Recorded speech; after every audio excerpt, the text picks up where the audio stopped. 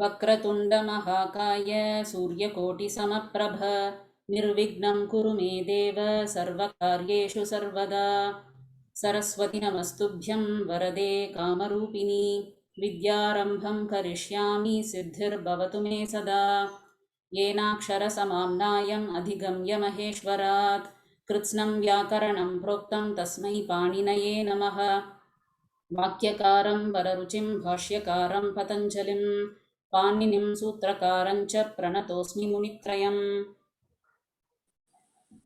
स्वागतम्। धन्यवादः। इदानीं स्क्रीन् दृश्यते वा? आं महोदय। आम्। अस्तु, last class we were learning about sakarmaka and akarmaka dhatus. So we are going to know little bit more details about the same topic. So take an option.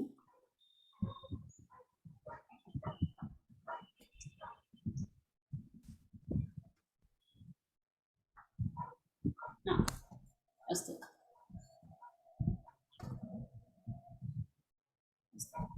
Rita भवदीये भवती सकर्मक अकर्मक विषये किं जानाति तद् विषयं वदतु। When we put a question to Kriya Padam, Kim question, if we get the Sarthak answer, it means the Kriya Padam is Sakarmaka. And when we do not get the Sarthak answer by putting a Kim question into Kriya Padam, then it is a Akarmaka Dhatu. उत्तमम्। अस्मिन् विषये इतोपि अन्यं विषयमपि अस्ति। किम् इत्युक्ते कर्तृपदम् also you have to include the कर्तृपदं, तदनन्तरं कर्मपदम् उद्दिश्य, तदनन्तरं क्रियापदम् उद्दिश्य किं करोति इति प्रश्नं भविष्यति चेत् साधु उत्तरं प्राप्नुमः चेत् एतत् सकर्मक धातु। कर्तृपदस्य अवगमनं नास्ति चेत् भ्रमः भवितुम् अर्हति। किमर्थम्? इदानीं विकसति इति अस्ति, विकसति, इदानीं किं विकसति इति अहं पृच्छामि चेत् पुष्पम् इति उत्तरं प्राप्तुं शक्नुमः। किन्तु अत्र पुष्पं प्रथमाविभक्त्याम् एव अस्ति, न तु द्वितीयान्तम्। अतः एव प्रथमतया क्रियापदस्य अन्वेषणं, तदनन्तरं कर्तृपदस्य अन्वेषणं, तदनन्तरं कर्तृपदसहित क्रियापदम् उद्दिश्य किम् इति प्रश्नं प्रष्टव्यम्। अहं पुनः एकवारं वदामि, we have to include the karta while asking the question kim, kam or kam. Then only we will get the correct answer, because the prathama and dvitiya vibhakti of napumsakalinga is same. So if you ask the kim question, you can get an answer either in prathama vibhakti or also in dvitiya vibhakti. So the confusion is always there. So if the kartrupadam is included, then the possibility of getting the answer is only in dvitiya. So कर्तृपद सहित क्रियापदम् उद्दिश्य किम् अथवा कम् अथवा com इति प्रश्नं पृच्छामः चेत् उत्तरमपि प्राप्तुं शक्नुमः चेत् तत् सकर्मक धातु, नास्ति चेत् तत् अकर्मक धातु इति वयं जानीमः। एतत् मुख्यं विषयमस्ति। तदनन्तरम् इदानीं सुन्दरी महोदये सकर्मक धातु एकं स्वीकृत्य एकं लघु वाक्यं करोतु। सकर्म बालकः पुस्तकं पठति। बालकः मित्रेण सह पुस्तकं पठति। तद् न आवश्यकम्। इदानीं लघुवाक्यं पदत्रयम् एव आवश्यकम्। बालकः पुस्तकं पठति, अत्र अन्वेषणं करोतु। किं पठति? क्रियापदस्य क्रियापदं किम्? क्रियापदं पठति। उत्तमम्। इदानीं कर्तृपदस्य अन्वेषणं करोतु। बालकः पठति, किं पठति? पुस्तकं पठति। उत्तमं। बालकः ग्रन्थं पठति अथवा वार्तां पठति, यत्किमपि उत्तरं प्राप्तुं शक्नुमः अत्र। अतः पठ् धातु सकर्मक धातु अस्ति। इदानीम् उषा महोदय, भवती अन्यमेकं पश्यति इति धातु उपयोगं कृत्वा एकं लघु वाक्यं करोतु। पदत्रयमेव आवश्यकम्। जनकः पुस्तकं पश्यति. जनकः किं पश्यति? जनकः पुस्तकं पश्यति. उत्तमम्. उत्तमम्. इदानीं वयं ज्ञातवन्तः कर्तृपदस्य अन्वेषणं प्रथमतया कर्तव्यं. क्रियापदं तदनन्तरं कर्तृपदं तदनन्तरं क्रमेण कर्मपदस्य प्रश्नं पृच्छामः चेत् तदनन्तरम् उत्तरमपि प्राप्नुमः चेत् तत् सकर्मकधातु. इदानीं हेमन्ति महोदय भवती एकम् अकर्मकधातु स्वीकरोतु. नृत्यति. इदानीं लघुवाक्यं करोतु. नृत्यति. नर्तकी रङ्गमञ्चे नृत्यति. उत्तमम्. उत्तमम्. अत्र क्रियापदं किं? क्रियापदं नृत्यति.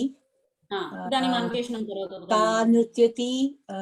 नर्तकी नृत्यति. उत्तमम्. नो कर्मपदं. कर्मपदं नास्ति. अतः नृत्यति इति अकर्मकधातु. कुत्र नृत्यति इति प्रष्टुं शक्नुमः, परन्तु किम् अथवा कम् अथवा काम् इति प्रश्नस्य उत्तरं कदापि न अर्हति तत्र. अतः नृत्यति अकर्मकधातुः. इदानीं सुमित्रा महोदय भवती अन्यम् एकम् उदाहरणं स्वीकरोतु. स्वपिति. क्षम्यताम्. स्वपिति. स्वपिति इति धातु अथवा अस्ति भवति किमपि. रामः just asati out loud. What is loud? Ramah asati. No, I want to say loud. Uchaihi asati. I am not able to hear properly. Could you tell me again? सर्वे श्रूयते वा? मम ध्वनिः श्रूयते वा? अस्तु. उच्चैः मन्दं श्रूयते. उच्चैः असति. मम ध्वनिः नास्ति वा? ओके. रामः उच्चैः असति. So कः असति? रामः असति. Then you can't ask किम् असति. So अकर्मः. अकर्मकधातु. उत्तमम्. सो एतदेव अस्माभिः अवगतं. तदनन्तरं कर्तृपदेन सह किम् इति क्रियापदमुद्दिश्य वयम् अन्वयं कुर्मः चेत् उत्तरं प्राप्नुमः चेत् तत् सकर्मकधातु. नास्ति चेत् एतत् अकर्मकधातु. एतदेव मुख्यतमं विषयं. किमर्थं सकर्मक अकर्मकधातु मुख्यम् इत्युक्ते एतावत्पर्यन्तं वयं कर्तरिप्रयोगं पठितवन्तः. कर्तरिप्रयोगे कर्तृपदम् एव मुख्यं भवति, किन्तु कर्मणि प्रयोगे कर्मपदस्य प्राधान्यं भवति. अतः कर्मपदम् अस्ति वा नास्ति वा, धातु सकर्मक वा अकर्मक वा इति ज्ञानम् आवश्यकं. तदर्थमेव वयम् एतद् विषयं पठामः. अस्तु. तदनन्तरम् अन्यम् एकं विषयम् अस्ति.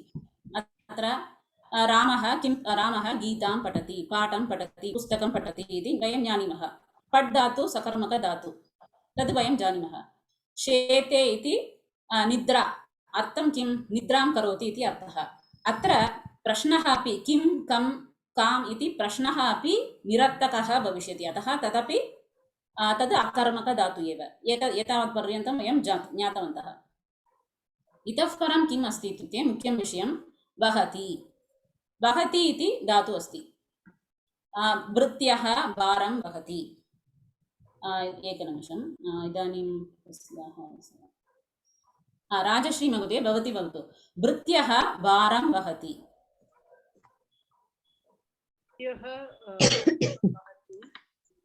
क्रियापदं वहति. कः वहति? भृत्यः वहति. किं वहति? रामः किं वहति? तादृशं पृच्छामः चेत् भ्रमः न भवति. रामः किं वहति अथवा भृत्यः किं वहति? भारं वहति, पुस्तकं वहति, एतादृशम्.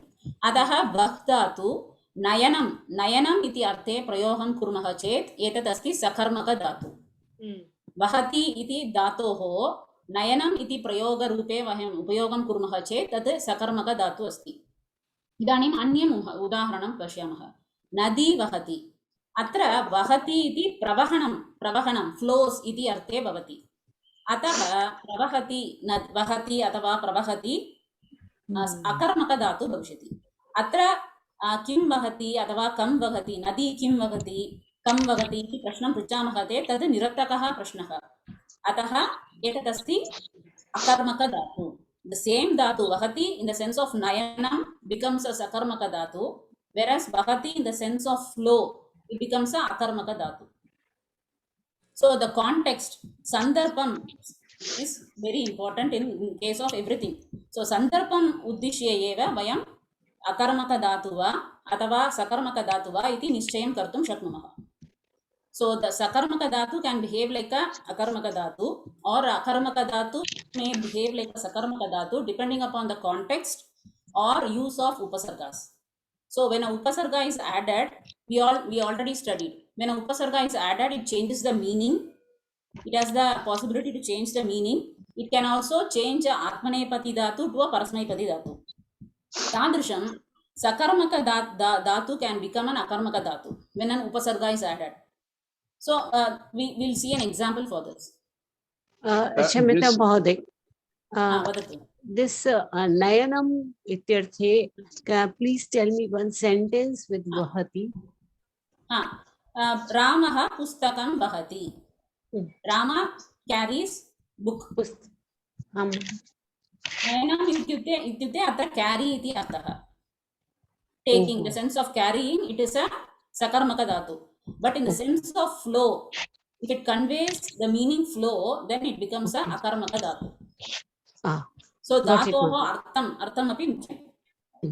In which context we are using, and in what meaning we are using plays an important role in deciding the sakarmakatvam or akarmakatvam. And one more thing is the addition of upasarga that we will see now. So एतावत् पर्यन्तं स्पष्टं वा? आम् महोदय। आम्। कदाचित् अकर्मकधातुः उपसर्गेण सह भवति चेत् तद् सकर्मत्वं प्रदर्शयितुं शक्नोति। एक्साम्पल् आरोहति। आरोहति इति अत्र हर्षा महोदय भवती वदतु धातु किम्? आरोहति रुह धातु। रुह् धातु। अत्र उपसर्गः कः? तदनन्तरं रुह् इति उपसर्गम् अस्ति। क्षम्यतां, रुह् इति धातु आ इति उपसर्गः अस्ति। रुह् अस्ति अकर्मक धातु। एतदस्ति रुह् अकर्मक धातु एव, किन्तु आ इति उपसर्गस्य योजनेन तत् सकर्मक धातु भविष्यति। इदानीं पश्यतु, वानरः वृक्षम् आरोहति। कः आरोहति? वानरः आरोहति। कम् आरोहति? वृक्षम् आरोहति इति साधूतरं प्राप्तुं शक्नुमः। अत्र वयम् उत्तरं प्राप्नुमः अवरोहति अपि। In the sense of, so upasarga can change the meaning of the dhatu, can convert a atmanepadi dhatu into a parasmaipadi dhatu, or it can also convert a sakarmaka dhatu into a akarmaka dhatu. So here once again it comes to the point that the meaning of that dhatu plays an important role. So if you want to decide, you have to ask the question what. So if we get an answer, it will become a sakarmaka dhatu, otherwise it will be an akarmaka dhatu. So a ityasya upasargasya yojanena sakarmatvam pradarshayati. It is originally a akarmaka dhatu, but it is exhibiting like a, displaying like a sakarmaka dhatu. तदर्थमेव प्रयोगस्य अर्थज्ञानम् आवश्यकम्। किम् अर्थं, किम् उद्दिश्य वयं पदस्य उपयोगं कुर्मः इति अस्माभिः ज्ञातव्यं। तदेव अत्र विषयः। So the final thing is, so वाक्ये कर्तृपदम् उद्दिश्य वयं किं कं काम् इति प्रश्नं पृच्छामः चेत् तत्र उत्तरं प्राप्नुमः चेत् सकर्मक धातु, नास्ति चेत् अकर्मक। अन्यथा सकर्मक धातु अकर्मत्वेन. So we have one more example which we have studied also. So we saw ruh is a akarmaka dhatu, which when becomes arohati becomes sakarmaka. So there is one sakarmaka dhatu we have studied. For example, tishtati. Kalpana Mahoday, bhavati vadatu tishtati iti upayogam krutva ekam vakyam vadatu. बालकः कक्षायै तिष्ठति इदानीं बालकः तिष्ठति इति एव स्वीकरोतु. नो need two complicate the sentence. इदानीं वदतु तिष्ठति सकर्मकधातु वा अकर्मकधातु वा? किं तिष्ठति उत्तरं नास्ति अतः अकर्मकः क्रिया. अकर्मकधातु एव. सो कुत्र तिष्ठति इति प्रश्नं प्रष्टुं शक्नुमः. प्रकोष्ठे तिष्ठति, मार्गे तिष्ठति इति कुत्र इति पदस्य इति प्रश्नस्य उत्तरं प्राप्तुं शक्नुमः. कदापि किम् इति प्रश्नस्य उत्तरं न भवति. किन्तु वयम् उपपदविभक्तिविषये पठितवन्तः. कोऽपि स्मरन्ति वा?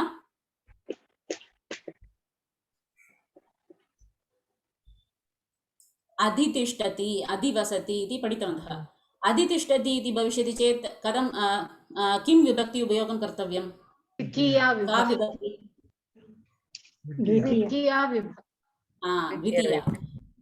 द्वितीया इत्युक्ते कर्मपदं. तत् वयं जानीमः. अधि इति उपसर्गस्य योजनेन स्था तिष्ठति इति धातु सकर्मत्वं प्रदर्शयति. इदानीम् अवगतं वा? तिष्ठति इति अकर्मकधातु एव, किन्तु अधि इति उपसर्गस्य योजनेन तत् सकर्मत्वं प्रदर्शयति. तादृशमेव वसति, वस् धातु. वस् कुत्र वसति इति प्रश्नस्य उत्तरं भवति. किन्तु कदापि किं वसति, कं वसति इति उत्तरस्य प्रश्नस्य उत्तरं न भवति. तादृशमेव अधिवसति इति भविष्यति चेत् गृहम् अधिवसति. तत्र गृहम् इति गृहं बिकम्स् अ कर्मपद. So the addition of a upasarga can change a sakarmaka dhatu into akarmaka or akarmaka into a sakarmaka. So it is not like the dhatu is converting, it displays akarmatvam or sakarmatvam. Avagatam va? किमपि प्रश्नाः सन्ति चेत् पृच्छतु. महोदय, महोदय क्षम्यतां. You said rohati will be akarmakah, right? And arohati will be sakarmak. Arohati will be sakarmaka. Vriksham arohati. Rohati means climb. So I can say rohati is generally rohati is used in the sense rohati generally means to grow, something like grow. Oh. Arohati is climbing. Okay. I can say vriksham rohati. Vrikshaha rohati. Vrikshaha rohati. Vrikshaha rohati.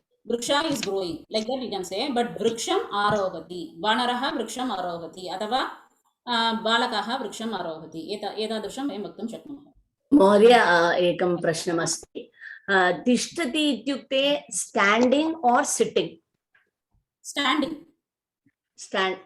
Tishtati means standing, is it? Tishtati, standing. And uttishthati? Uttishthati is getting up. Then what do we say for sitting? Upavishati. Upavishati. Okay. Dhanyawad. Mahodaya. Tishtati has also got the meaning of Tishtati has also got the meaning of exist. In that sense, exist also, it doesn't have a karmapadam. Okay. So exist, what once again, can you make a sentence with exist? Mahodaya?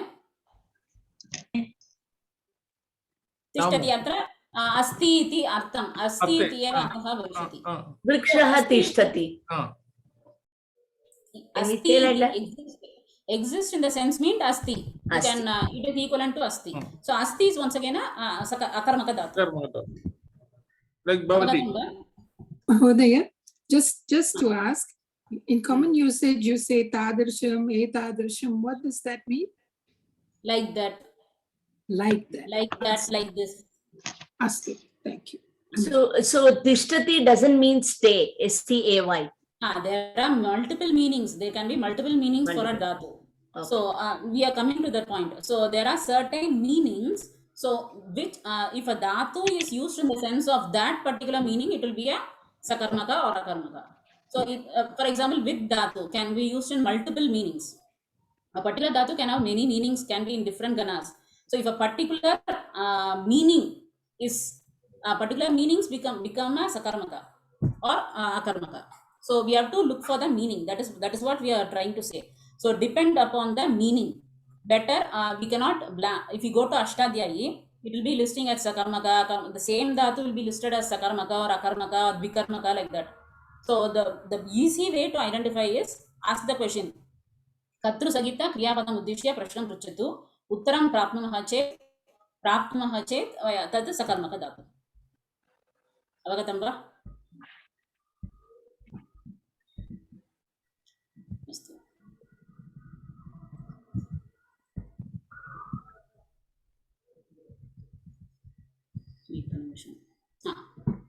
This is what I was meaning. Akarmaka dhatvartaha. So, what are the meanings which makes a dhatu behave like a akarmaka? So, vriddhi, growth; kshaya, decay or destruction; bhaya, fear; jivanam, living, like that. Then lajja, feeling shy or ashamed. Then satta means in the sense of to be, exist. Sthiti, ityukte stand, steady, like that. Jakaranam, to be awake, like that. Shayana, like sleep, that which indicates sleep. Krida, kelati, like that. Kridati, kelati, tadrusham. Ruchi, in the sense of enjoyment, in the sense of deepti, like jwalanam or something like that. So, dhatu ganam tam akarmakam ahugo. So, dhatus which display these meanings are generally akarmaka dhatus. So, we see a lajja. So this is shy. So we have given like two dhatus for this, lajja and hiri dhatu. So both are used in the sense of to feel shy or ashamed. So both will be mostly, if it is used in the sense of shy or ashamed, it is a akarmaka dhatu. Then to be, exist, bhu, as, vidyate, vartate, ityadi. Then comes sthiti, tishtati, stalati, etadrisham, bruvati, etadrishani, etani akarmaka dhatavah. Tadanantaram jagarati, drahati. So these are used in the sense of to be watchful or to be awake. Then vriddhi, vardate, edate. These also used in the sense of akarmaka. They don't have a karma padam. Then shayate. What do you mean? Edate? Edate means to grow. Okay. Vardate, edate, vyayate, pumsate. So few dhatus are sakarmaka and few are akarmaka. Kshamitam. All these are akarmaka. Few are atmanepadi and few are parasmaipadi. It can be anything, but all these used in this sense will give a akarmakatvam. Tadanataram bayam. Dhatu bayam bibeti, beshayati, trasyati, etadashani. So these are the dhatu rupas given. If you go and give this in the Ashtadhyayi, you will get the full forms. So what are all the latlakara, langlakara, everything, all the rupas will be get. So jivan, jivati, anayati. So vasati, swasati. So in the sense of living or survival. Then mriyate, marayati. So these don't have a karma padam. Then swapiti, then shayanam kiloti, etadrishani. Then kridati, kelati, ramate. So these are also in the sense of play.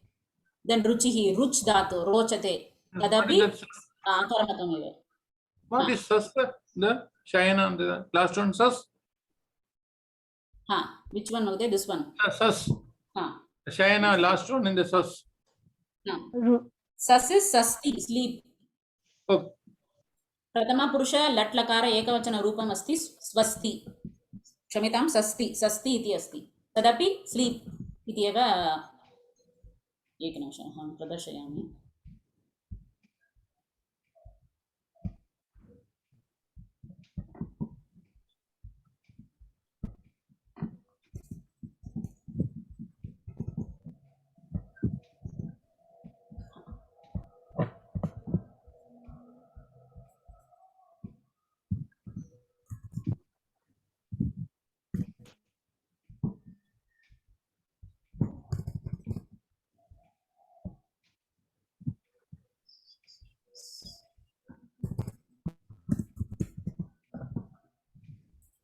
So swaz iti akarmaka dhatu asti to breathe, to live, to or inhale iti artham pranane iti artha pranane in the sense of to breathing live.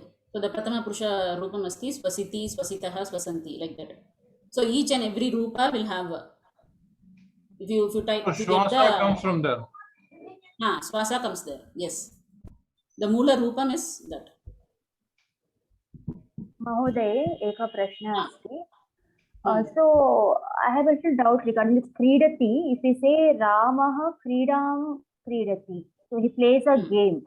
So there wouldn't krida would be in a karma padam? Kridati is kridati and milati. They are like somewhat special dhatu. If you want to say kridati, krida, for example, kantukena kridati. Atra बालकः कन्दुकेन क्रीडति इति एव वयं इति एव साधु. कन्दुकं क्रीडति इति साधु नास्ति. किन्तु क्रीडायाः नाम अस्ति चेत् क्रिकेट् क्रीडां क्रीडति तादृशं कुर्मः चेत् तद् साधु भविष्यति. Okay, so in that case it would be sakarmaka, right? If you say in that case it becomes satyam. धन्यवादः. कन्दुकम् अत्र कन्दुकं साधनमेव कन्दुकेन इति साधनं तृतीया विभक्ति एव भविष्यति, न तु कन्दुकं कर्मत्वं न प्रदर्शयति. किन्तु क्रीडा नाम अस्ति चेत् सकर्मकधातु भवति. धन्यवादः महोदय. मिलति अपि तादृशमेव. अहं मित्रेण मिलामि इति एव वक्तव्यं. मित्रं मिलामि इति साधुतरं नास्ति. So there are special rules with respect to certain dhatus. So that we will gradually come with that.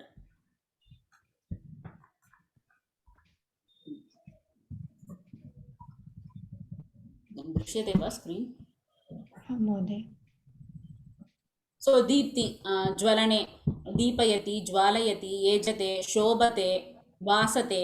So all these meaning they exhibit only the jwalanam, to glow or to shine. So there is no possibility of having a karma padam in this. So all these are used in the sense of akarmaka dhatu.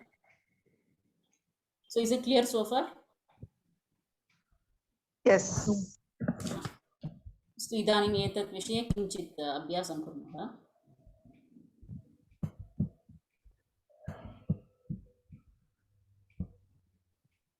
दृश्यते वा? अस्तु, इदानीं कल्पना महोदय भवती आरम्भं करोतु. पठतु, प्रथमं वाक्यं पठतु, तदनन्तरं प्रथमं क्रियापदम् अन्वेषणं करोतु, तदनन्तरं कर्तृपदं, तदनन्तरं कर्मपदम् अस्ति वा इति प्रश्नं पृष्ट्वा तदनन्तरं वदतु सकर्मकधातु वा अकर्मकधातु वा इति. सा वीणां वादयति. कर्मपदम् इस् वादयति. कर्मपदं वा वादयति? क्रियापदं वादयति. कर्तृपदं का वादयति, सा वादयति. उत्तमं. कर्मपदं कां वादयति, वीणां वादयति. अतः सकर्मक. सा कां वादयति. उत्तमं. वीणां वादयति. सकर्मकधातुः. उत्तमं महोदय, धन्यवादः. इदानीं मीरा महोदय भवती वदतु अग्रिमम्. एकनिमिषम्. रामः अस्ति. कः अस्ति? रामः अस्ति. रामः कर्ता. किम् अस्ति? उत्तरं नास्ति. अस्ति पदम् अकर्मकधातु. उत्तमम्. अकर्मकधातु अस्ति. उत्तमं. नारायणन् महोदय भवान् अग्रिमं करोतु. अहं मित्रेण मिलामि. मिलामि क्रियापदम्. अहं कर्ता. मित्रेण कर्मपदम्. मित्रेण कर्मपदं वा? मित्रेण तृतीया विभक्ति. तो मिलामि कर्मपदं नास्ति, सो अकर्मकधातु. मिलामि किं मिलामि अथवा कं मिलामि इति प्रश्नं पृच्छामः चेत् उत्तरं न प्राप्तम्. अतः एतद् धातु अस्ति अकर्मकधातु. मिलति इति संयोजनं, meeting, union, it denotes union. So it is a special. Milami and mill and creed dhatu are somewhat special.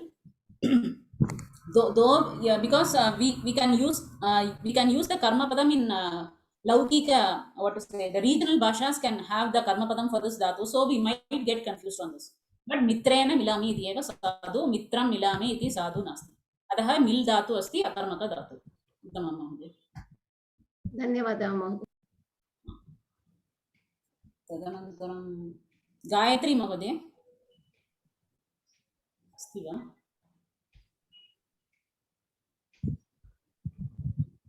I think she said she'll be only listening. अस्तु. रोहिणी महोदय.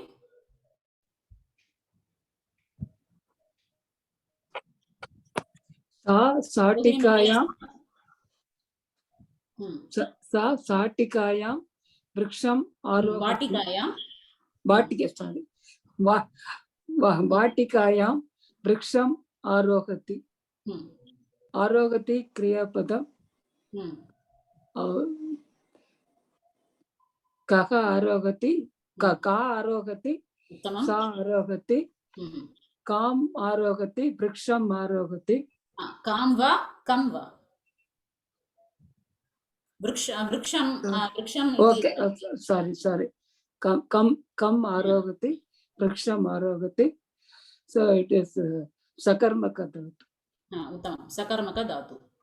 रुह् इति अकर्मक धातु अस्ति, किन्तु उपसर्गस्य योजनेन तत् सकर्मत्वं प्रदर्शयति अस्मिन् सन्दर्भे. उत्तमं महोदय, उत्तमम्. इदानीं रामु महोदय भवान् करोतु. विद्या ज्ञानाय कल्पते. कल्पते क्रियापदं.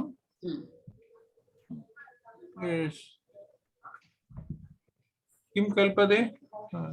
नो आंसर. का कल्पते? विद्या कल्पते. किं कल्पते? नो आंसर. सो इट इज अकर्मक धातु. उत्तमम्. अकर्मक धातु. कल्पते अत्र भवति.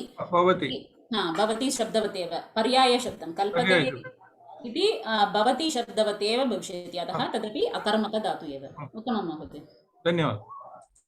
अकर्मकम्. अस्तु. प्रशान्त महोदय, भवान् अग्रिमं करोतु. अध्यापकः पृच्छति. पृच्छति वर्ब क्रियापदम्. अध्यापकः.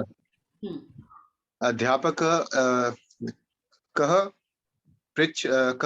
पृच्छति? अध्यापकः पृच्छति. किं पृच्छति?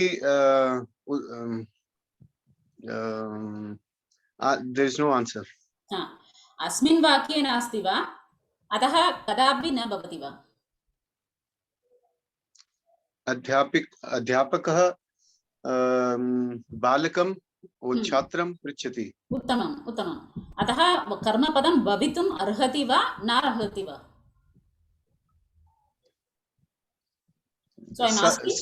सकर्मकः. उत्तमम्. Is it possible to get a karmapadam for prich dhatu? That is so we need not decide based on the availability of karmapadam in the sentence. It can be there, it cannot be there. But the question is, if it is possible to have a karmapada? If it is possible to have, then it is a sakarmaka. If it is not at all possible, then it is a akarmaka. Uttamam mahodaya. Etad asti sakarmaka dhatu. The last question which was asked, could you, like, I didn't understand that one. I was asking. This one? Yes. kalpate iti dhatoh paryaya shabdah asti bhavati, to be, like that. To be or to become. In that sense, it is mostly used in the sense of bhavati or kalpate. Both are samanarthi shabdah. अतः भवति इति कुत्र भवति इति धातु अस्ति चेत् तत्र कदापि कर्मपदं भवितुं न अर्हति. सः भवति, किं भवति, कः भवति इति प्रश्नस्य उत्तरं न भवति. अतः भवति अकर्मक धातु, तादृशमेव कल्पते अपि, तदपि अकर्मक धातु एव. धन्यवादः महोदय. So pruch is dvikarmaka, right? So you can have adhyapakah chatram prashnam pruchati. Could have two karmapade also, right? Satyam.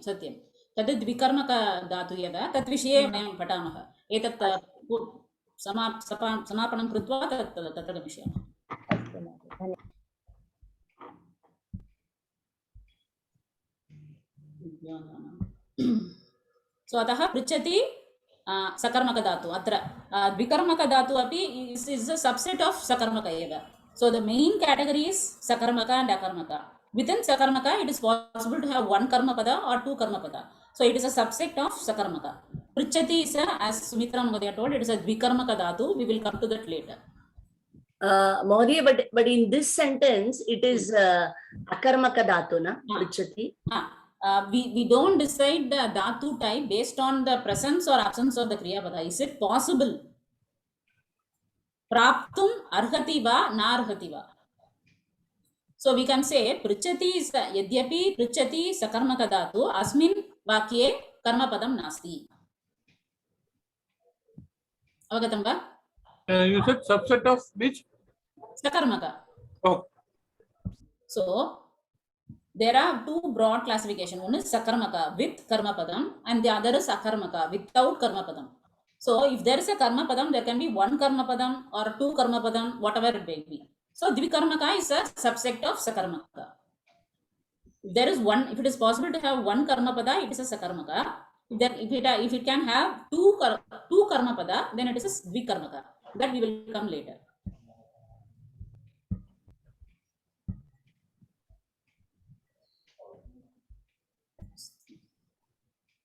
Chaitra महोदय भवती करोतु अस्तु महोदय यूयं नृत्यत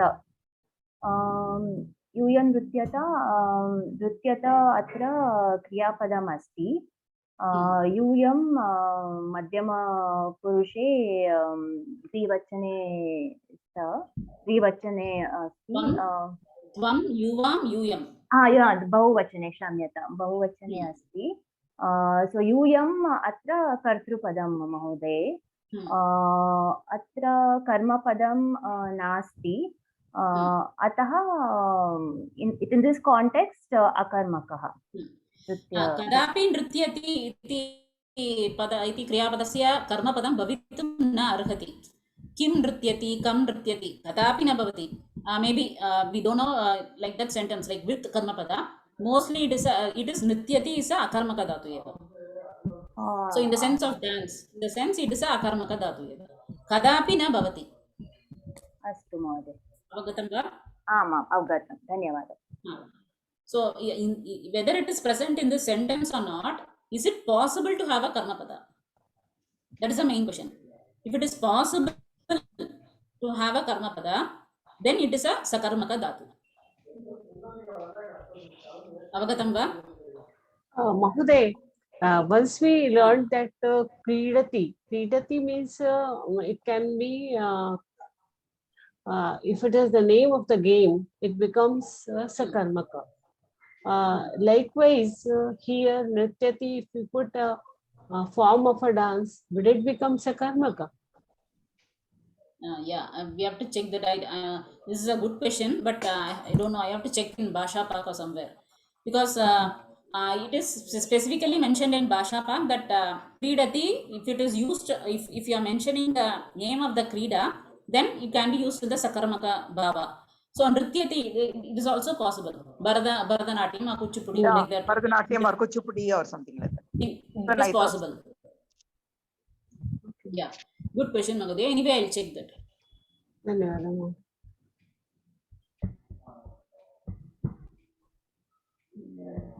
तस्याः अवसरः काञ्चन महोदय भवती करोतु एषः मां स्यूतम् आनीतवान् आनीतवान् क्रियापदमस्ति कः आनीतवान् एषः आनीतवान् किम् आनीतवान् स्यूतम् आनीतवान् सकर्मकः धातु उत्तमं सकर्मक धातु एतदस्ति द्विकर्मक धातु अपि तस्मिन् विषये वयं पठामः इदानीं सकर्मक इति एव स्वीकरोतु उत्तमं महोदय तदनन्तरं पद्मा महोदय भवती अग्रिमं करोतु आं महोदय नृपः अयोध्यां राजते अयोध्यायां राजते अयोध्यायां राजते राजते क्रियापदं नृपः कर्तृपदं काम् अयोध्यां काम् अयोध्यां वा अयोध्यायाम् इति अयोध्यायां सप्तमी उत्तमं सप्तमी तद् कर्मपदं नास्ति कर्मपदं नास्ति अकर्मकधातु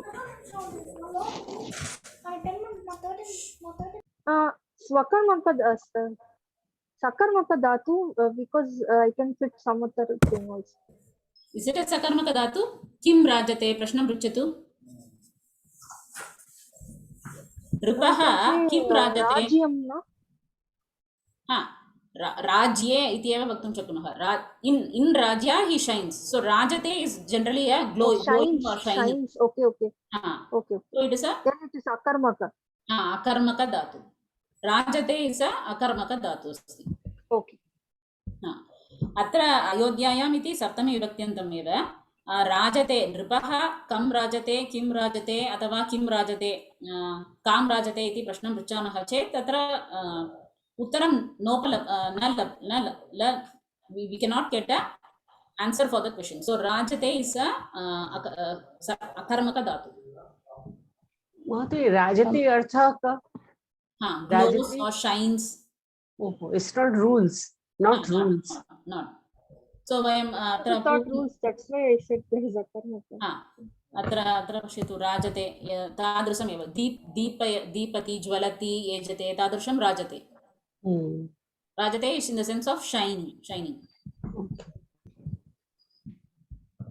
What if it is rules? How do we say? Maybe rajyate. Rajyam shashate rules. Then it becomes a sakarmaka dhatu. Rajyate. Rules the kingdom. So we can say rajyam iti karma padam praptum shaknumaha. Or it should be in Parasmaipati like that. If it no, there is karmaka, sakarmaka. It can be in any. It can be a Parasmaipati or Atmanipati. For example, in this sentence, Pashyatu, atra kridati api asti. Then shobhate iti api asti. Basate iti api asti. So sakarmaka or akarmaka, it can be in Atmanipati or Parasmaipati, whatever. That's good. I have a doubt, Mahodaya. I think Rajate should be Sakarmaka and Rajate must be Akarmaka. Rajate is to glow. Rajate is to rule. Sometimes we even say Rajate.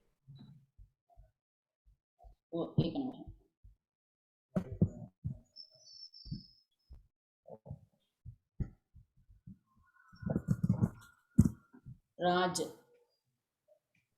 So atra Raj iti dhatu asti. Atra to shine or to glitter iti eva asti. To bring in the sense of, so it is used in the sense of ruling also. But if you see the dhatu Rajr Deeptau iti eva asti. So if you are using in the sense of ruling, then you can make it as a sakarmaka. So the dhatu is Rajati, Rajatah, Rajanti or Rajate. It can be in Atmanipati or Parasmaipati. But if you see the Aupadeshika Rupam, so Rajra Deeptau, is this visible Deeptau iti arte eva? It is used in the sense of Jwalanam, majority of the case. So if it is used in the sense of ruling as it is given, then it can be used in Sakarmatvam. You can exhibit Sakarmatvam. So that is why we keep on emphasizing the meaning. So while deciding whether it is a sakarmaka or akarmaka, the usage or prayoga or meaning or the sense of usage is more important. Rajate iti Shamyata Mahodaya. Rajate iti shabdah api asti kalu. Rajate ityukte dhatu rupam kim eka Raj. Rajateva. Rajate. Is it Atmanepadi, Mahodaya? Ranj. रजते इति अस्ति Ranj रञ्ज् dhatu. इति रागे इति एव अस्ति सो रञ्ज् इति धातु रञ्ज् अकर्मक वा? अकर्मकधातु एव एकनिमिषं तद् परस्मैपदीरूपम् अपि अस्ति रजति रजते एतदपि अकर्मकः एव so if you can come with a sentence usage then it will be more clear. अस्तु महोदय, धन्यवादः. The meaning of ranjate is manoharam, is it?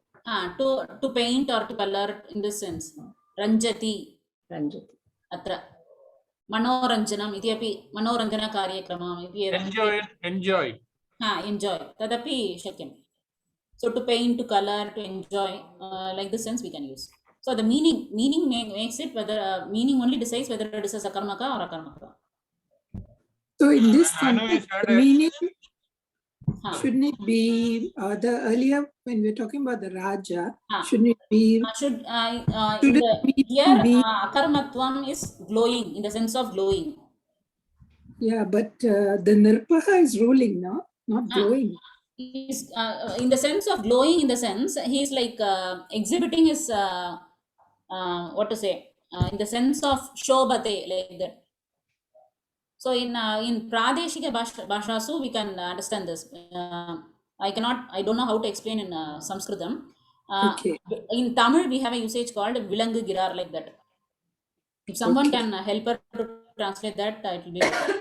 So in that sense, he is shobhate, like that. In that sense, it can be used as a rajate. Rajate is used in that sense in this sentence. In the sense of glory.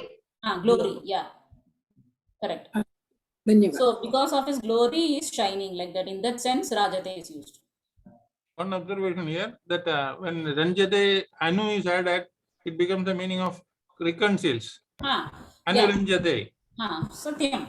The upasarga can change the meaning. Upasarga can, like arohati, is changing the ruh dhatu into a, ruh is originally to grow, it is changing it as to climb up or climb down. Ava, like that. So the upasarga can change the meaning. Satyam.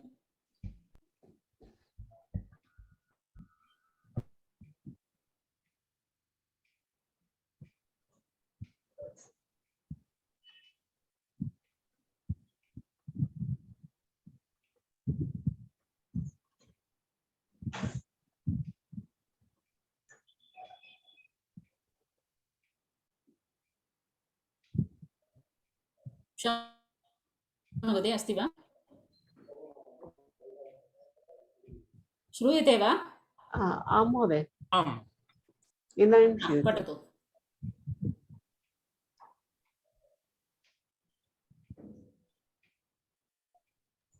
Whom did you call, Modi?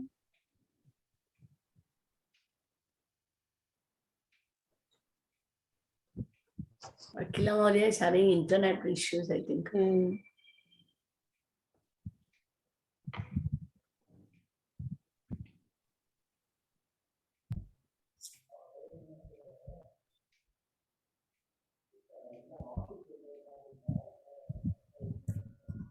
वयं न शृणुमः महोदय. एकनिमिषं, there is some problem with my internet. I'll check. Internet, yeah. इदानीं श्रूयते वा? श्रूयते, सम्यक् श्रूयते. क्षम्यतां, there was some internet issue.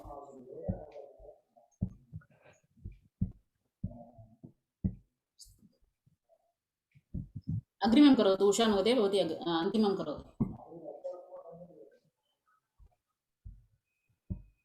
Vidurau mahantau bhavataha.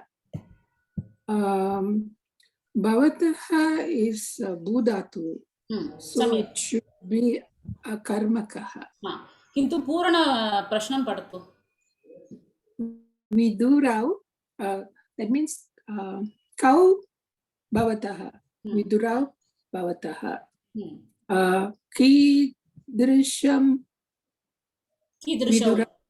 Kidrisham vidurau bhavataha. Mahantau vidurau bhavataha. उत्तमम् उत्तमम् Then अत्र bhavatah अधः अपि एकं वाक्यमस्ति खलु तदपि पठतु एतस्मिन् वाक्ये महान् इति धातुः अत्र प्रश्नः भूधातु अकर्मक वा सकर्मक वा इति नास्ति महान् शब्दः सकर्मक वा अकर्मकः वा अथवा धातुः न वा इति एव प्रश्नः Is that right? But I thought you have to look at the kriya padam. सत्यं महोदय अत्र प्रश्नं किम् इति अत्र पश्यतु एतावत्पर्यन्तं वयं पूर्णं प्रश्नं न पठितवन्तः अत्र पठतु एतस्मिन् वाक्ये राज इति धातु अस्तु क्षम्यताम् I didn't like prompt you all to read the sentence below so अत्र भूधातु अकर्मकधातु एव तत्र किमपि सन्देहं नास्ति परन्तु अत्र प्रश्नं किम् एतस्मिन् वाक्ये महान् इति धातुः अकर्मक वा सकर्मकः वा धातुः न वा Oh, Mahan. Mahan is Pradama Vibhakti. Ekavachanam.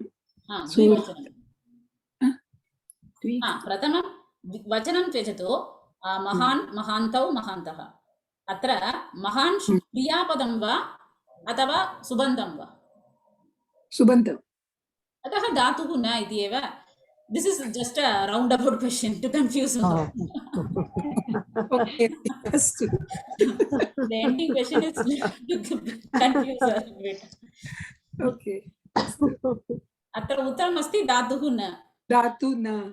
We will all be fixed that bhavati is akarmaka dhatu and we will keep saying that akarmaka. But the question is mahan a dhatu first of all? No. No. Dhatu na. So the answer should be, I was wondering what that column was for. Okay. The question mark was not there.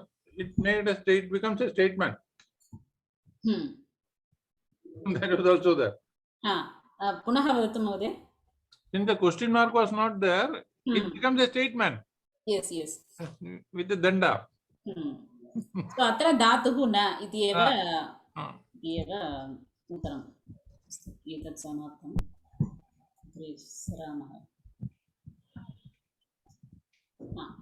इदानीं द्विकर्मकधातुविषये पश्यामः अत्र सिद्धान्तकौमुद्याम् एका कारिका अस्ति दुह् याच् पच् दण्ड् रुद् प्रच् ची Bru शास् don't worry if you're not getting just leave this I'm just reading शास् जी मन्त् मुष् then तदनन्तरं there is another set ni pr pr vah so siddhanta kaumudi list 16 dhatus shodasha dhatavah so these 16 are mainly they are the vikarmaka dhatus so it means it can have two karma pada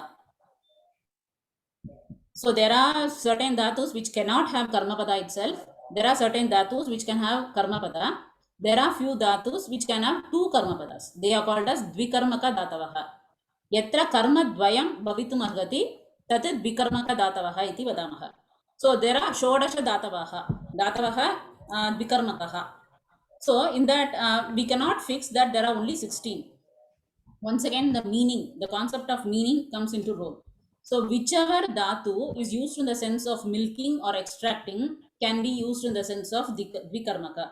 We'll see that a little later. For example, duh. Duh is used in the sense of milking, extracting. Yach, we all know, begging. Pach is cooking, we know that. Dand is to punish.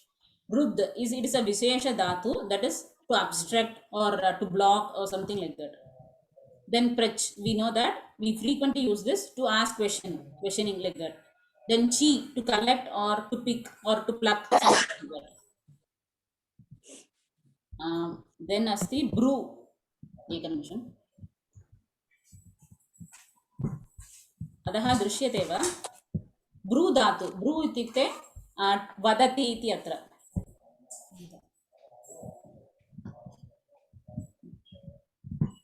न दृश्यते महोदय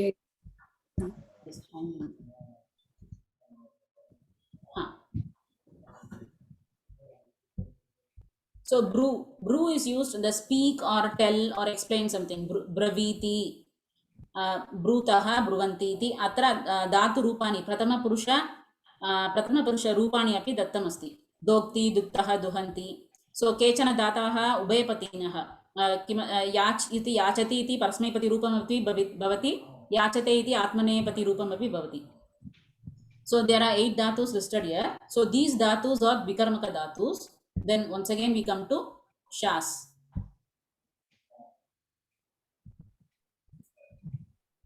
To order or commanding or punishing in that sense. G to jayam prapnoti, to overcome, win, like that. Mat to churning the ocean or meditate in that sense. Then mush to steal in that sense. Then ni, we know that nayati, carry in the sense of carrying.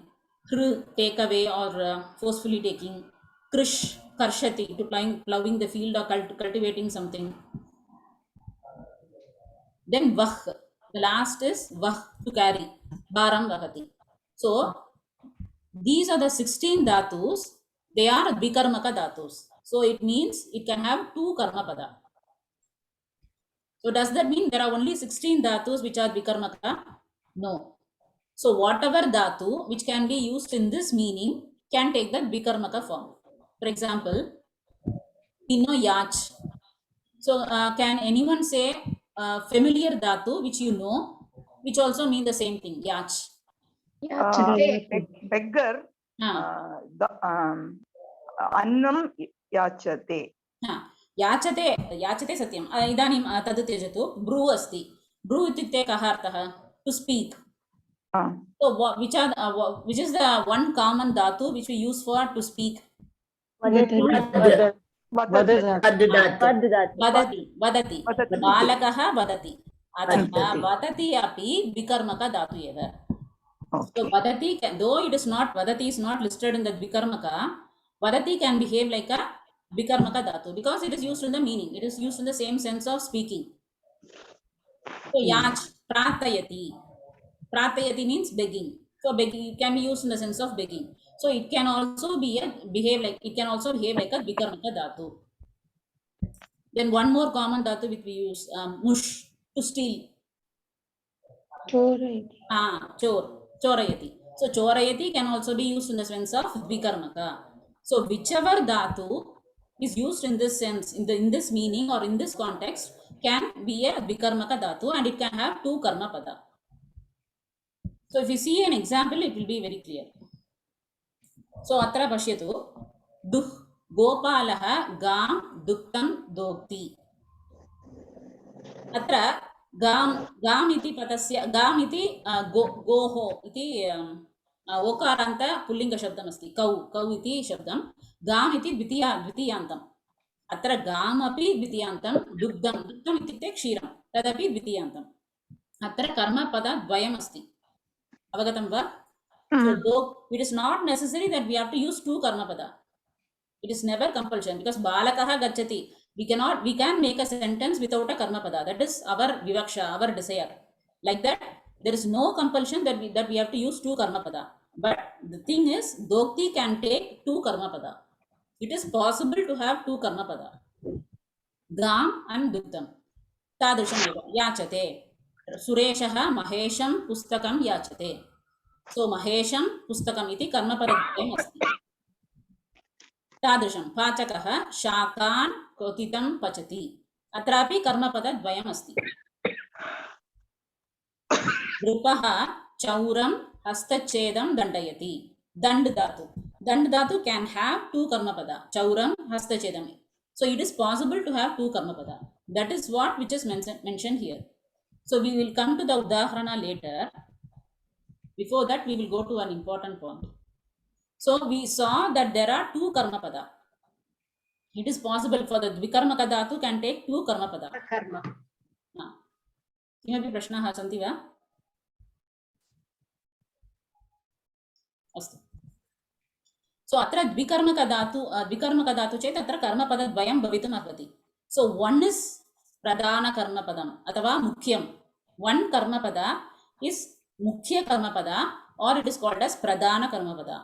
Anya karmapadam asti. How to determine that? That is what we are coming. 2 minutes Mahodaya. The other is the gauna karmapadam अथवा secondary. It is somewhat secondary. So on what basis we decide is whichever karmapadam karmatvam na tyajati. सदा सर्वदा द्वितीया विभक्ति रूपमेव स्वीकरोति तद् अस्ति प्रधान कर्मपदम्. In other words, so the mukhya karmapadam will never leave the dvitiyanta roopam. It cannot take any other vibhakti. Whereas the gauna karmapadam can take other vibhakti also. It can take dvitiya, it can take some other vibhakti also. Anya karakam api bhavitum arhati. So nityam कर्मत्वं यत्र दृश्यते तदेव प्रधान कर्मपदम् अस्ति. यत्र अन्य कारक अथवा अन्य विभक्ति रूपमपि भवितुम् अर्हति तदस्ति गौणकर्मपदम्. एकम् उदाहरणं पश्यामः, तदनन्तरं स्पष्टं भवति. अत्र पश्यतु, माता पुत्रं गृहं नयति. अत्र नयति अस्ति द्विकर्मक धातु. अतः एतत् कर्मपदद्वयं भवितुम् अर्हति. अत्र कर्मपदद्वयम् अस्ति. पुत्रम् इति अस्ति, गृहम् इति. द्वे अपि कर्मपदे एव. किन्तु पुत्रं गृहं नयति इति अपि सम्यक्, पुत्रं गृहे नयति इति अपि सम्यक्. अत्र वाक्यद्वयम् अस्ति. प्रथमम् अस्ति माता पुत्रं गृहं नयति.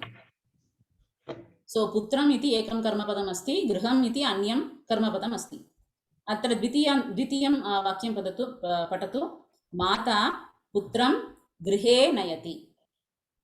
So putram is as usual in dvitiya eva. Tad karmatvam na tyajate.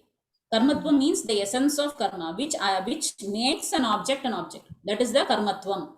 So the characteristic which makes an object an object. So that is never left by the mukhya karma padam. So putram athava putraya kimapi anya vibhakti atra bhavitum na arhati. Avagatam va? Mata putram nayati eva. माता पुत्राय नयति साधु नास्ति. पुत्रे नयति इति अपि साधु नास्ति. सदा सर्वदा अत्र कर्मत्वं द्वितीया विभक्ति रूपम् एव भवति. तदस्ति मुख्य कर्मपदम् अथवा प्रधान कर्मपदम्. अत्र गृहम् इति अस्ति. अत्र कर्मकारकम् अपि भवितुम् अर्हति. द्वितीया विभक्ति अपि भवितुम् अर्हति, सप्तमी विभक्ति अपि भवितुम् अर्हति. गृहे नयति. यत्र अन्य विभक्ति प्राप्ति अस्ति तदस्ति गौण कर्मपदम्. If a karmapada can take anya vibhakti roopam, then it is a gauna karmapada. It is secondary. If a karmapada can never take the other vibhakti roopa, then it is a pradhana karmapada. Avagatam va? So in this one, like whenever Dvitiya vibhakti is used, then it's the pradhan karma. Pradhana karmatvam. So the pradhana karmatvam will always be in dvitiya. It cannot take any other vibhakti form. Whereas the gauna karma padam, it can be in dvitiya or can be also in some other vibhakti. As in case griham or grihe. So that becomes a gauna karma padam. It is secondary. Just the karmatvam is secondary. It's not primary. Like the meaning here would be like the mother is taking her son or carrying her son to whom? The first one. And the second one would be... this is somewhat special. The vikarmatvam is something special in Sanskritam. So don't try to understand this with English. So both are sadhu. Yes. Both are sadhu. The meaning can also slightly change. Yeah. In house or to house. Okay. So and the second more or less like mata putram grahe nayati. It would be like, but she's at home here in the second one. Yeah. Ghar mein or in house or at house. So the usage of dvikarmatvam is very rare. Dvikarmaka prayogam biralaha eva. We have seen only 16 dhatus, and out of those 16 only 4 are pradhana. Only 4 are common. The others are very, very rare.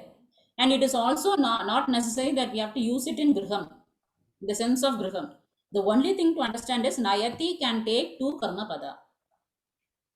The vikarmaka padam can take 2 karma pada. That is what which is intended here. Dhanyavad. Kopi vaktum shaknuvanti va? Pradhana karma padam kim, gauna karma padam kim iti? What main what is the primary difference between the pradhana karma padam and gauna karma padam? Pradhana karma pada always take the form of Dvitiya Vibhakti only. And Gauna karma padam. एकनिमिषम् हर्षा महोदय वदति तदनन्तरं वदतु महोदय वदतु महोदय And Gauna karma padam, it takes Dvitiya Vibhakti api karma padam, or it can be take any other form of Vibhakti. उत्तमम् उत्तमम् यत्र अन्य विभक्ति संभावना अस्ति तदस्ति गौणकर्मपदम् यत्र अन्य विभक्ति संभावना नास्ति तदस्ति प्रधानकर्मपदम् इदानीं का प्रश्नं पृष्टवती महोदय एकः संशयः अस्ति अध्यापकः छात्रं प्रश्नं पृच्छति इति वाक्ये how do we determine which is gaunam and which is pradhanam because both chatram pruchati and prashnam pruchati both seem like pradhanam, right? Asks or can we say chatraya prashnam pruchati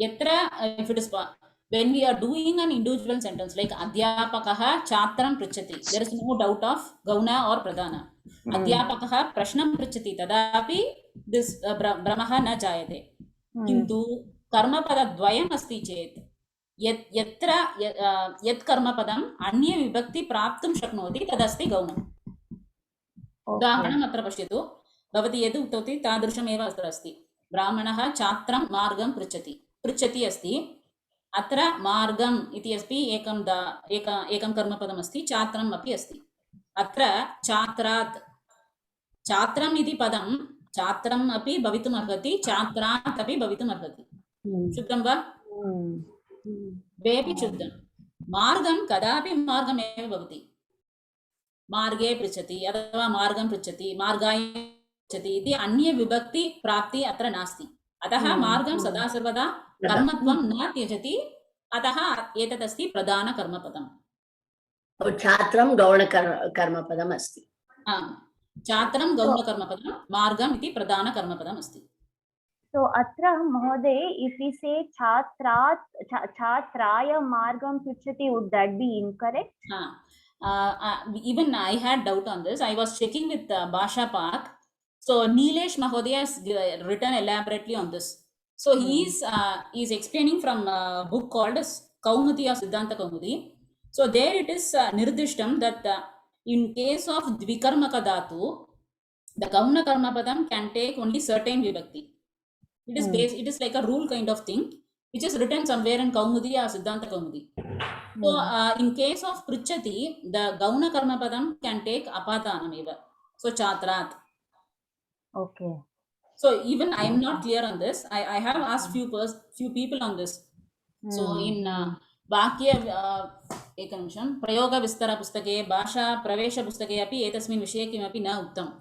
Bhasha Pak iti pustakam asti, tatra एतद् उत्तमम् अस्ति किम् इत्युक्ते द्विकर्मकस्थले गौणकर्मपदं किं विभक्ति स्वीकरणीयम् इति कौमुदीतः निर्दिष्टम् अस्ति so you can take only certain vibhakti forms which is laid as a rule in Siddhanta Kaumudi or some books like that there is some sutra behind that Sanskrit Bharatyah pustakam yeah Bhasha Pak okay Tatra even Nilesh Mahodaya keeps saying his article also says this only. So it is the Gauna Karma Padam can take only particular vibhakti, particular karakam, not any possible karakam. So in this, it might be difficult to digest this. Even I am not clear on this. I have a lot of doubts on this. If I get any answer, I will let you know. Then going by this, we can say that Adhyapakah Chatrat Prashnam Pruchati, right? Satyam. Adhyapakah Chatrat Prashnam Pruchati. Atra Chatraha iti padam Anya Vibhakti Praptam Arhati Ataha Tat Gauna Padam Asti. Gauna Padam. Dhanyavada. So we can't say Chatrasya. Nasti. Nasti. Chatrasya doesn't make sense at all. Chatraya makes sense. At least Chatraya. Even Chatraya makes sense to me, but then there is some rule behind it.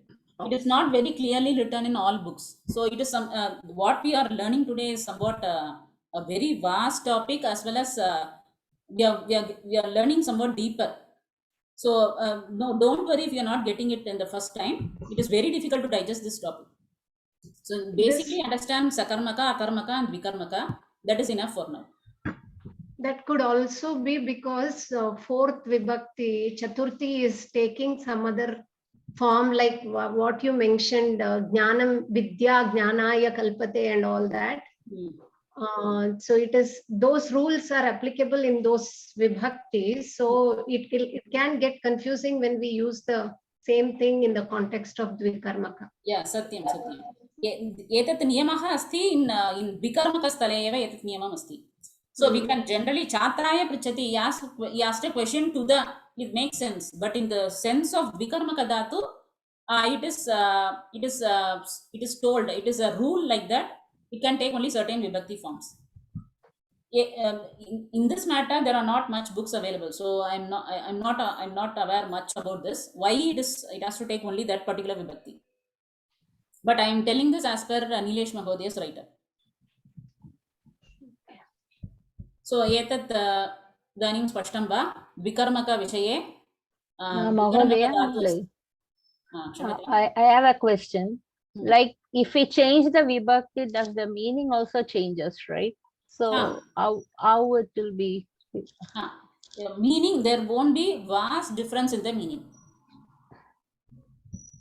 So for example, here like Brahmanaha Chatram Margam Pruchati. So he's asking the student the way, right? But here like the other from, it becomes, right? From the student. So, but the sense, the ultimate bhava doesn't make much difference, right? Okay. The ultimate bhava, like getting answer. So the is prichati, so that he will get some answer from the chatra. Okay. Is that clear, Mahodaya? Yeah. So even the vibhakti is different, artha is also different, but there won't be like much difference in the bhavartha.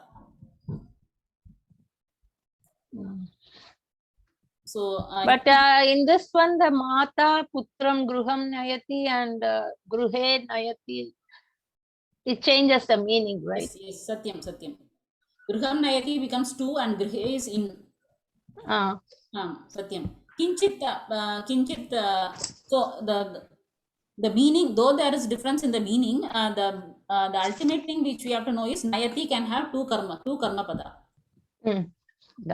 So the prayoga is right. So it can be used in the. So if you wish to use in the sense of two, then you can use the first sentence. If you wish to use in the sense of in the house, then you can use the second sentence. So bhavatyaha vivaksha api atra asti. The thing is, we cannot use dhatu like gam dhatu for vikarmaka. No, what I am asking is when we are using mata putram gruhe nayati, their gruhe is not karma padam, right? Satyam. That is so then how it can be akarada. The point is, we come to the concept of griham and grihe only to identify whether it is a gauna karma padam or a pradana karma padam. It can never, the putram word can never take other vibhakti other than vidya. Do you understand? Is that clear? Okay, we are just trying to say, showing the example for pradana karma and gauna. Satyam. Okay. Atra kim karma padam pradanam, kim gaunam asti iti pradarshaitum eva etat vakyam asti. If you wish to use in the sense of to house, mother is carrying son to the house, then you have to go for the first sentence. If you are using in the sense of mata is carrying son in the house, then you can go for the second. So atra vishayam kim itukte nayati dvikarmakam bhavitum arhati. Atra dvikarmapadam bhavitum arhati tadeva. If it has two karma pada, on what basis we will decide whether one is pradhanam or gaunam, based on the anya vibhakti prapti. This can also be understood like this, no, Mahodaya, like if you don't use putram there, it doesn't give a complete Yes. meaning to the sentence. Like Mata, Gruham Nayati, whom is she taking? You don't have a complete sense of the because sentence. the karmatvam is there in putram only. Yeah. The karmatvam, the essence of the object is there in the putra padam, na in the griham padam. So the better way of the better way of understanding is just take out one by one the karma padam and see what makes sense. Yes. Then I think you are right. अत्र प्रथमं पश्यतु नित्यं कर्मकारकम् इत्युक्ते किं कर्मत्वम् एव अत्र प्रधानं भवति. So it doesn't make sense. If you use another word, it will not make sense. If you use in another vibhakti, it doesn't make sense. As Meera Mahodaya said, the one which is important, primary becomes the pradhanam. Even in that sentence where Brahmanaha Chatram Margam Pruchate, you can say Brahmanaha Margam Pruchate. Pruchate is to ask. Whom is he asking? You need that first, right?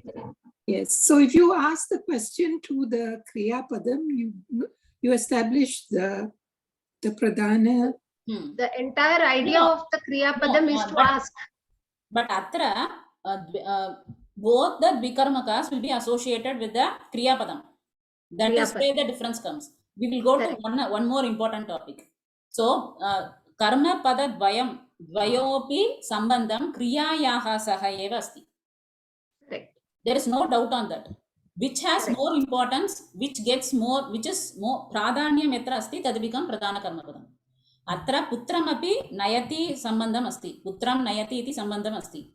Chatram pruchati api sambandham asti. Kintu pradhanyam nasti. Grihavat yatra putram padasya pradhanyam kidrisham asti, tadrisham griham padasya nasti. It's incomplete. Yes, satyam. This is there is nothing to worry if you don't get it the first time, because this concept is a bit difficult to digest. So for now, understand that certain dhatus can take two karma pada. In case of two karma pada, one is pradhanam and the other is gaunam. If you are using the gauna karma pada, can take any other vibhakti. If it takes any other vibhakti, certainly the meaning will also change. Avagatam va etavat paryantam. So instead of griham, we can say vidyalayam also. Vidyalayam, vidyalaye. So ultimately, putram is the most important. Putram is the gets the pradhanyam. So that is a pradhana. Tadanantaram asti idanim bhavantah sarve prishtavantah khalu dvikarmatvam अथवा विशेषण विशेष्य भावः एतस्मिन् विषये भ्रमः भवितुम् अर्हति. इदानीं पश्यतु आचार्यः छात्रं प्रश्नं पृच्छति. अन्यमस्ति रामः विशालं वृक्षं पश्यति. अत्रापि कर्मपदद्वयमस्ति, अत्रापि कर्मपदद्वयमस्ति. कथं निर्णयं करणीयम्? एतत् विशेषणं वा अथवा कर्मपदमेव वा? तत् विषये एव इदानीं वयं पश्यामः. So in this case, Acharyaha Chatram Prashnam Pruchati, the words, the objects Chatram Prashnam, Dve api Pruchati, they are directly associated with Pruchati. So Karakam Kriyanvayi iti eva Karakam iti asti. Ataha, so Kim Pruchati Prashnam Pruchati, Kam Pruchati Chatram Pruchati. One thing. So if it is a Dvikarmaka dhatu, it will be associated with Kriya. Both the karma padas will be associated with kriya. So kim pruchati prashnam pruchati, kam pruchati chatram pruchati. Whereas in case of visheshana visheshya, one will be associated with the kriya. The other karma padam will be associated with the karma padam only and not to the kriya. Idanim pashyatu. Vishalam vriksham pashyati. Ramaha kam pashyati vriksham pashyati. किं पश्यति इति पृच्छामः चेत् तत्र विशालम् इति तद् निरर्थकः प्रश्नः. अत्र विशालम् is like विशेषणं to वृक्षम्. It is vishalam is not connected to pashyati, it is connected to vriksham. अतः विशालं विशेषणमेव न तु कर्मपदम्. So the Vikarmaka Prayoga is very rare. So mostly if you come across two karma pada, mostly it will be a Visheshana Visheshya Bhava only. Mostly. We cannot generalize or categorize anything. If it is directly connected to the Kriya, then it is a Karma Padam. If it is not connected to the Kriya, and if it is connected to one of the Karma Pada, then it is a Visheshanam. And also we see one will be supplementing each other. Here there is no connection between Chataram and Prashnam. Is Chataram a Visheshanam for Prashnam? Nasti. Is Prashnam a Visheshanam for Chataram? Nasti. No. So there is no sambandha. Paraspara sambandham eva nasti. Karma pada madhye paraspara sambandham nasti. Vikarmaka stale. Kintu visalam vriksham pashyati. Kidrisham vriksham vishalam vriksham. Iti paraspara sambandham asti. परस्पर संबंधम कर्मपद मध्ये अस्ति चेत् तदस्ति विशेषण विशेष्य भावः तत्र विशेषण विशेष्य भावः अस्ति इति अवगन्तव्यम् इदानीम् अवगतं वा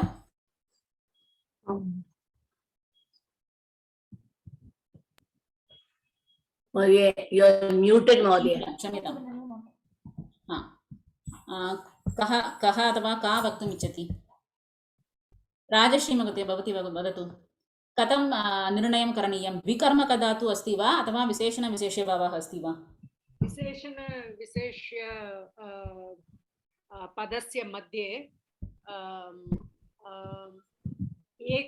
एकः पदस्य the relationship is with the kriyapadam is with only one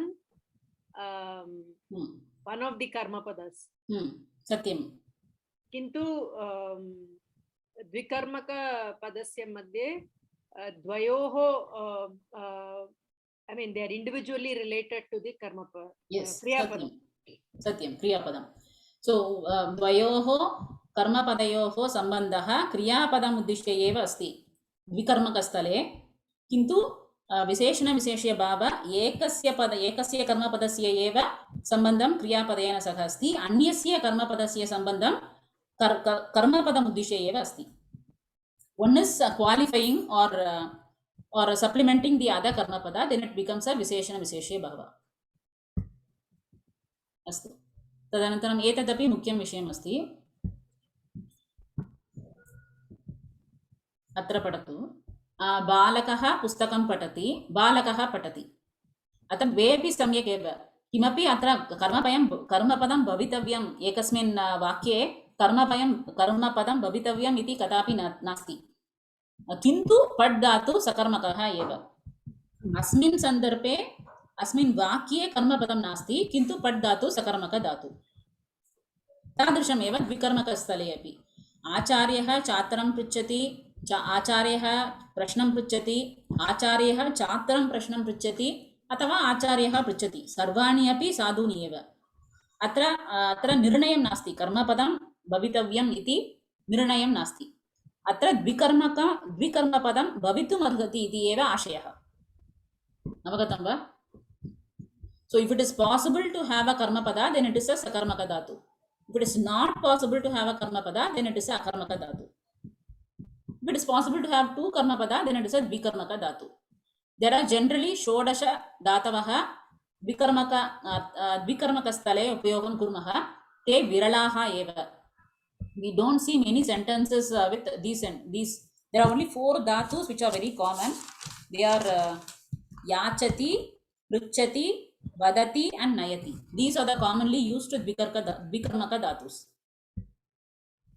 mostly we will come across only these 4 are famous so shodasha dhatavah tadarthakascha meaning whatever dhatu which are used in the sense of dvikarmaka dhatus it can also be a dvikarmaka dhatu example atra so Mahodaya yachati pruchati nayati and what's the vadati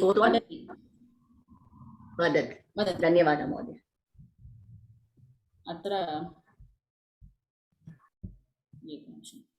हेमन्ती महोदय भवती पठतु चतुर्थं दण्ड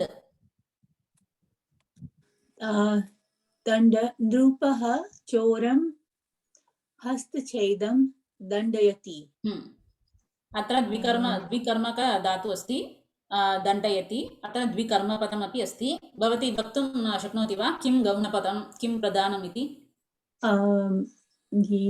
स्नोपं चौरं हस्तच्छेदं दण्डयति so chauram is मुख्य पदम प्रधान पदम कर्म पदम अत्र नृपः हस्तच्छेदं दण्डयति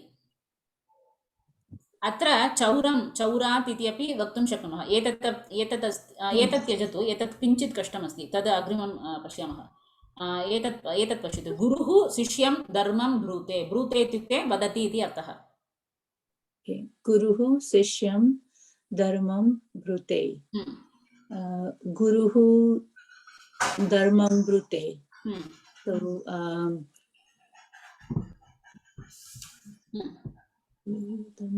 किं ब्रूते धर्मं ब्रूते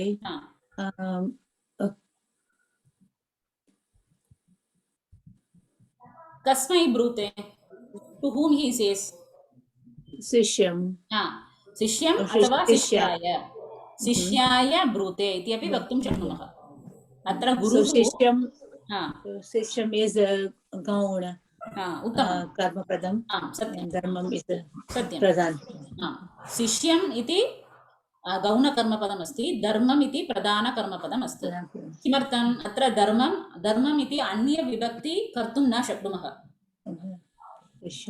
किन्तु शिष्यम् इत्युक्ते शिष्याय इति उपयोगं शिष्याय इत्यपि उपयोगं कर्तुं शक्नुमः अतः अन्यविभक्ति भावना अस्ति अतः शिष्यम् अस्ति गौणकर्मपदम् अवगतं वा अवगतम् इदानीम् अत्र अन्यमेकम् एक प्रश्न हस्तच्छेदम् इत्युक्ते लैक् कटिंग ऑफ हस्त छेदनम् okay okay okay Mahodaya, can we say that for chauram chaurasya chedam like as I told earlier in the case of dvikarmaka dhatu the gauna karma padam can take only few possible vibhakti so in case of what we saw chauram so shashti vibhakti cannot be used Mahodaya maybe chaturthi and second dvitiya chaurat अत्र दण्ड धातुः अस्ति चेत् चतुर्थी एव अन्य विभक्ति the गौणपद can take चतुर्थी एव अवगतं वा अस्तु महोदय सो एतत् पठतु सुरेशः महेशं पुस्तकं याचते इदानीं सुन्दरी महोदय भवती पठतु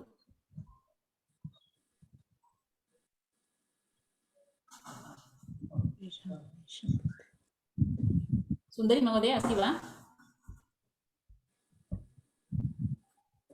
अस्तु काञ्चन महोदय भवती पठतु सुरेशः महेशं पुस्तकं याचते कः याचते सुरेशः याचते किं याचते पुस्तकं याचते so pustakam will be the pradhana padam अत्र महेशम् इत्यत्र अन्य विभक्ति किम् उपयोगं कर्तुं शक्नुमः महेशाय याचते is begging we are begging to or from महेशात् उत्तमं सुरेशः महेशात् पुस्तकं याचते अत्र महेशम् इत्यपि भवितुम् अर्हति महेशात् इति अपि भवितुम् अर्हति अतः महेशम् इति गौणकर्मपदम् अस्ति महोदय so in that sentence like maheshasya pustakam yachate iti vaktum na shakyate va I mean the rule I think the rule right yeah the rule is there makes sense yeah for me it makes sense maheshasya pustakam yachate makes sense correct it makes sense but I think there is some rule I am not clear on that rule also because I am not getting more details about that if I get to know about that I'll let you know अस्तु महोदय धन्यवादः so usually षष्ठी vibhakti is not used Mahodaya इति याचते षष्ठी अपि भवितुम् अर्हति in case of पचति शाकानां क्वथितं So they have given, for example, if dokti is there, the gauna padam can take apadanam. Yachate asti chet, it can take apadanam. Pachati asti chet, it can take sashti. Whereas pruchati asti achite asti chet, it can take panchami. For example, one more dhatu. Nayati asti chet, it can take adhikaranam, saptami. So there is a rule for if mushnati is used, the gauna karma padam can take this form. Like this, there is some rule. This is as per the Kaumudi Bhasha Pak book on the Nilesh Mahoday's write-up. So if I get to know anything more on this, I will let you know. अस्मिन् विषये किञ्चित् भ्रमः अस्ति एव. अस्तु, इदानीम् अवगतं वा? किमपि प्रश्नाः सन्ति वा? न महोदय. समापनं कुर्मः. के वदन्ति? कः वक्तुम् इच्छति शान्तिमन्त्रं? कृपया वदतु.